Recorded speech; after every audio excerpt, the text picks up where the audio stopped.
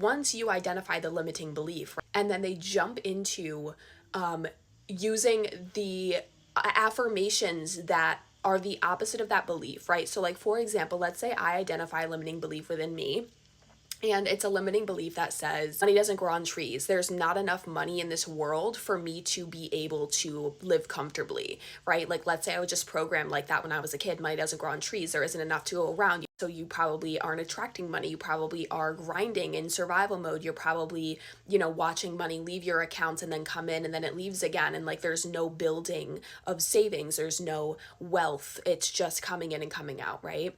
Now, what happens is a lot of people would jump, once they find that limiting belief, is they would jump into, there's plenty of money. There's an infinite resources of money and the universe is abundant. I'm abundant, blah, blah, blah, blah, blah. By doing that, you're trying to introduce a new program. You're trying to reprogram to a new program, right? And we do this. This is a huge part of the journey. This isn't wrong.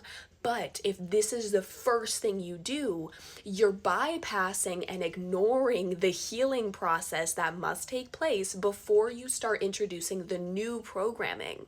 That's why you're introducing the new program and you're gaslighting yourself and you're like, oh, there's plenty of money, even though the root cause, the limiting belief that is currently within you, that is hardwired into your subconscious and confirmed by your life experiences, right? Like, this is hardwired in you, the current limiting belief. But what you're doing is not paying attention to that, knowing it's there, and then choosing to gaslight yourself and be like, no, there's plenty of money. And then your actual limiting belief is like, no, there's not. Your current program is saying there isn't enough to go around. Like, you genuinely believe that to a point where you operate from that belief. But you're telling yourself, no, it's fine. No, there's plenty of money. You're wrong. And it's like, what's going to happen is you're going to keep affirming the new program without looking at the old program or healing the wounds that created that belief, right? So it's not about jumping into the new story and just like ignoring what's currently within us. And there needs to be healing. There needs to be shadow work. We need to sit with the current program and understand it fully and accept that this is how we've been operating and where it came from. And once we gain this closure and we have this healing experience with ourselves,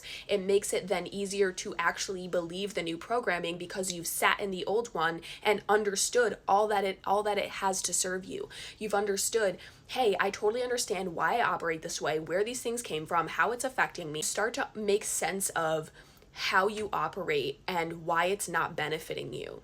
It's not just about slapping a bunch of new positive affirmations on top of a limiting belief and hoping it goes away eventually. We can start to introduce a new program because we've understood the old one fully, how it's worked it through us, what it's created through us. It's only until and only when we've really sat there and identified and admitted the current program that we hold, instead of just pretending like, oh, I'm just going to avoid it. Like, eventually I hope that I believe these new affirmations. Like, no, there's actual healing that you're bypassing, which is why you're not achieving results. And you can say it till you're blue in the face, any affirmations you want, but until you heal the core wound from the current program, you can't move forward into a new one.